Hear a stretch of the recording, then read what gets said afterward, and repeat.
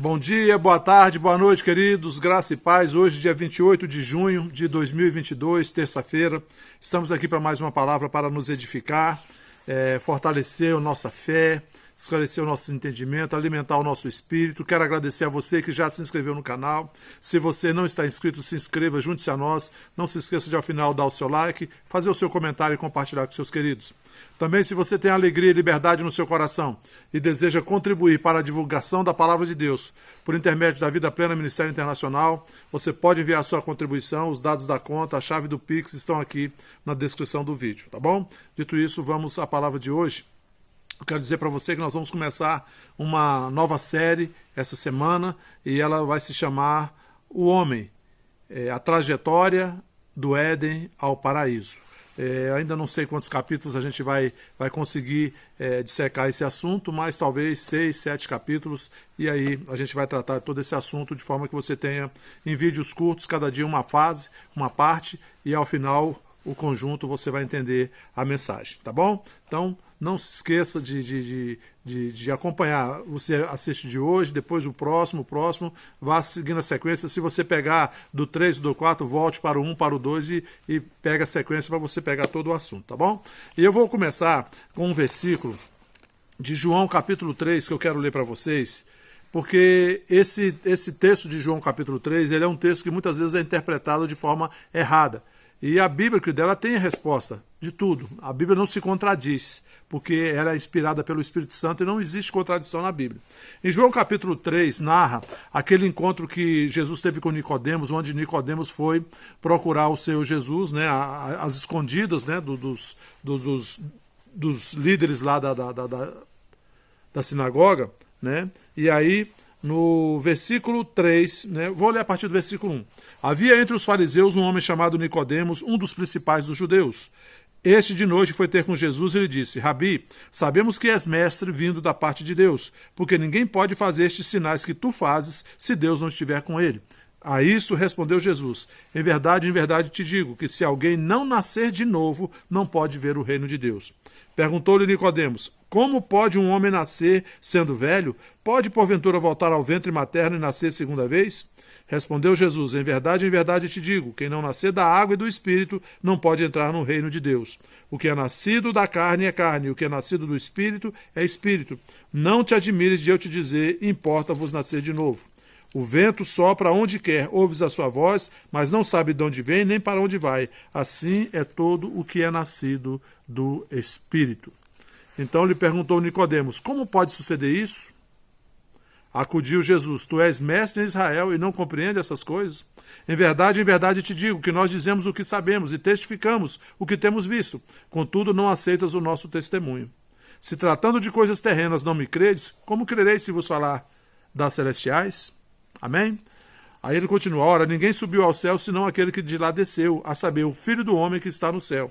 E do modo por que Moisés levantou a serpente no deserto, assim importa que o Filho do homem seja levantado, para que todo o que nele crê tenha a vida eterna. Porque Deus amou ao mundo de tal maneira que deu o seu Filho unigênito, para que todo o que nele crê não pereça, mas tenha a vida eterna. Porquanto Deus enviou o seu Filho ao mundo, não para que julgasse o mundo, mas para que o mundo fosse salvo por ele. Quem nele crê não é julgado, o que não crê já está julgado, porquanto não crê no nome do unigênito Filho de Deus. Amém, queridos? Esse texto, para a gente começar, para a gente entender isso. Jesus fala lá em João 3, versículo 3 e 4, que não nascer de novo não pode. Quem não nascer de novo não pode ver o reino de Deus. E Nicodemos fica perturbado e diz: como que pode uma pessoa velha da minha idade voltar de novo ao ventre da mãe? E muitas vezes esse texto é interpretado, querido, como o nascer de novo aqui, como reencarnação. E eu vou mostrar para você na Bíblia que não é. Tá bom? Então nós vamos começar. A Bíblia, querido, é o manual do nosso Criador. Se nós quisermos saber tudo sobre a nossa vida, a nossa criação, o propósito da nossa vida, para que fomos criados, de onde viemos, para onde viemos, a Bíblia tem a resposta. Não é a interpretação de pessoas, é a Bíblia que vai nos falar. Amém? Então, para a gente entender, vamos para o início. Quando a gente quer entender alguma coisa, quando você compra um carro, uma televisão, e você quer entender como funciona, e você usufruir de tudo aquilo que o carro, ou a televisão, ou qualquer outro aparelho pode te disponibilizar, você precisa ler o manual. E a Bíblia, querido, a Bíblia é o nosso manual. É o manual do nosso fabricante e ele nos traz todas as informações. Então, primeiramente, vamos entender a pessoa de Deus. Gênesis capítulo 1, que narra o início de tudo, quando Deus criou os céus e a terra, aqui diz assim, a terra, no princípio, criou Deus os céus e a terra. A terra, porém, estava sem forma e vazia. Havia trevas sobre a face do abismo e o Espírito de Deus pairava por sobre as águas. Disse Deus, haja luz e houve luz. Primeiro ponto que eu quero mostrar para vocês aqui, a trindade presente aqui na criação. Né? No princípio, criou Deus os céus e a terra, pessoa de Deus Pai. E aí no versículo 2 diz, a terra, porém, estava sem forma e vazia. Havia trevas sobre a face do abismo e o Espírito de Deus pairava por sobre as águas. Aqui, a segunda pessoa da Trindade, o Espírito Santo. A terceira pessoa, na realidade, né? O Espírito Santo. E por último, no versículo 3, coloca a segunda pessoa da Trindade, né? Que é o verbo. E disse Deus, haja luz e houve luz. Quem é o verbo?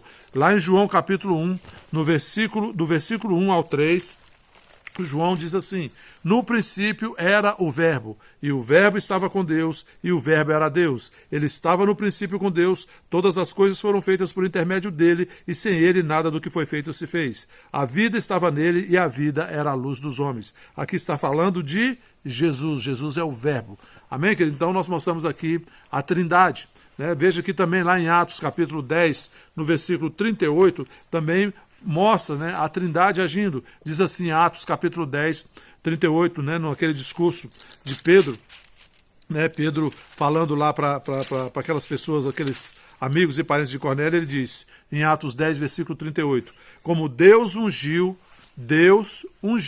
a Jesus de Nazaré com o Espírito Santo e com poder, o qual andou por toda parte, fazendo bem e curando a todos os oprimidos do diabo, porque Deus era com ele. Amém? Então a gente vê aqui as três pessoas da Trindade. Deus Pai ungiu Jesus, que é a segunda pessoa da Trindade, com o Espírito Santo, a terceira pessoa da Trindade. Então, querido, Deus é um ser triuno, né? E o homem foi criado também um ser triuno. Né? Lá em Gênesis capítulo 1, depois que Deus criou todas as coisas, né, as plantas, o sol, a lua, a estrela e as estrelas, né, e também as plantas, as mais variadas plantas, os animais marítimos, os animais terrestres, né, os animais, as aves, né, Deus vai criar o homem. Lá em Gênesis 1, versículo 26, Deus diz assim, também disse Deus, façamos, olha bem, plural, então as três pessoas. Façamos o homem à nossa imagem, conforme a nossa semelhança. Tenha ele domínio sobre os peixes do mar, sobre as aves do céu, sobre os animais domésticos, sobre toda a terra e sobre todos os répteis que rastejam pela terra. Criou Deus, pois, o homem, a sua imagem, a imagem de Deus o criou. Homem e mulher os criou. Então, queridos, veja bem, entenda isso aqui, é importante você entender. Se o homem foi criado à imagem e semelhança de Deus, o que é o homem? Às vezes você pode pensar assim, será que o homem tem os cabelos brancos, ou Deus tem os cabelos brancos assim como eu tenho, porque o homem foi criado à imagem e semelhança de Deus? Ou será que ele é louro como os louros, com os olhos azuis como aqueles que têm olhos azuis, cabelos pretos como aqueles que têm cabelos pretos?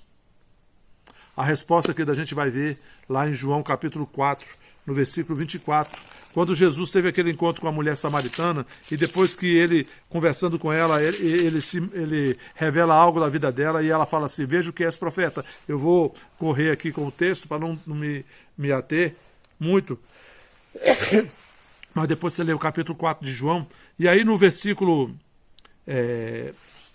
ele fala que para ela queria ouvir mais, né, que ele era o Messias, aí ela fala assim, vai lá e volta e traz seu marido que eu vou falar com ele. Aí ela fala assim, Senhor, eu não tenho marido, no versículo 17. E ele fala, disseste bem, não tenho marido, porque 5 maridos já tiveste, e esse que agora tens não é teu marido. Isso disseste com verdade.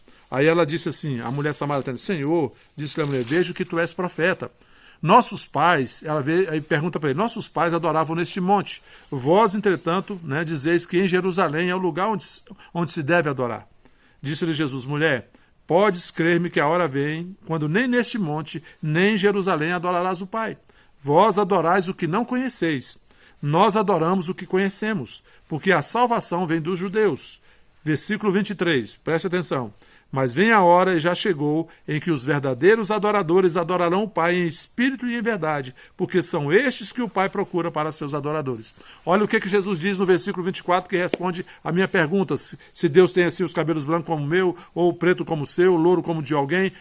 Ele diz no versículo 24, Deus é espírito, e importa que os seus adoradores o adorem em espírito e em verdade. Então, queridos, se Deus é espírito, e nós fomos criados à imagem e semelhança de Deus, o homem é também um espírito. O homem, querido, é um ser tridimensional. Ele é um espírito, possui possui uma alma ou uma mente, né, que é a sede do intelecto, da vontade, dos sentimentos, e habita em um corpo físico. Né? Com o espírito, ele tem contato na dimensão do espírito, com Deus. E com a alma, ele tem contato na dimensão do intelecto, do conhecimento, da vontade, dos sentimentos, e com o corpo, através dos sentidos físicos, o homem tem contato com o mundo físico. Lá em 1 Tessalonicenses, capítulo 5, versículo 23, Paulo diz assim, o mesmo Deus de paz os santifique em tudo, e que o espírito, a alma e o corpo de vocês sejam conservados íntegros e irrepreensíveis na vinda do nosso Senhor Jesus Cristo. Paulo aqui afirmando que o homem é um ser, né? Corpo, alma, é um espírito, alma e corpo. Né? Então, eu vou parar por aqui, o vídeo não ficar longo, mas amanhã a gente vai entender sobre o corpo e a alma do homem. Isso é importante que você entenda isso hoje.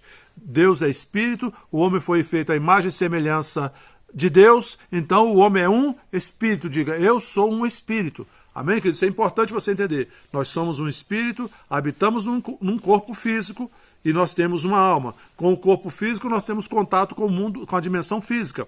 Com a nossa mente ou a nossa alma, nós temos contato com a dimensão do intelecto, da inteligência, da vontade, do sentimento, das emoções. E o nosso espírito, que é lá o nosso interior, o nosso ser interior, né, nós temos contato na dimensão do espírito. Amém? Vamos orar e amanhã a gente continua. Pai, em nome de Jesus, te agradeço por essa palavra, sendo esclarecedora para os meus irmãos. Te agradeço, Pai, por essa nova série, que ela venha trazer esclarecimento e salvação para todos aqueles que assistirem e crerem. Em nome de Jesus Cristo eu te agradeço. Amém. Pai, eu oro também em favor de cada um desses alvos que nós temos colocado diante do Senhor. Pai, e te agradeço pela cura do Fernando e do Sérgio Bandeira, da Viviane e da Zeza, cura e libertação do Jorginho Lobato e da Laís, cura da Clarice, do Estevão, da Isabel e do Samuel, que é sobrinho do Judicael. Te agradeço, Pai, pelo teu favor e tua graça, operando na vida da Juliana e da Fernanda Gama, nessa causa delas, da Val e do Rafael, na causa deles também, da Sandra, Pai, nessa causa que ela precisa resolver essa questão desse problema que aconteceu lá na conta dela. A Norma, teu favor e a graça na vida da Norma e do Ivan, da Marlene Lopes, nas causas dela lá na Bahia, da Laís, portas de trabalho, para o Elvis, porta de trabalho, para a Wanda, irmã da Lucijane, portas de trabalho, e também teu favor e tua graça para a Joaquina Lobato, a dona Quinô, irmã da Georgina, Pai. Que tudo transcorra bem, os teus anjos guardem a vida dela, guardem esse procedimento que ela vai realizar nesta semana e que tudo seja para a honra e glória do teu nome. Te agradecemos pelas famílias da Sandra Paz, da Val, da minha mãe, da dona Benedita, da Patrícia e Luiz Eduardo Mergulhão, da Selma e do Amauri, e todas as famílias da Vida Plena Ministério Internacional. Sobre todas elas, nós declaramos salvação, libertação, cura, paz, alegria, harmonia, provisão, proteção, livramentos e prosperidade do céu, em nome de Jesus. Te agradeço, Pai, pela gravidez da Josi, irmã da Marlene, e pela gravidez da Jade, esposa do neto da irmã Maria Della Célia. Te agradeço por essas gravidez desenvolvendo normalmente, esses bebês desenvolvendo perfeitamente como é a tua vontade, e ao final um parto rápido e fácil para a honra e glória do teu nome. Assim eu oro e te agradeço, Pai, em nome de Jesus. Amém.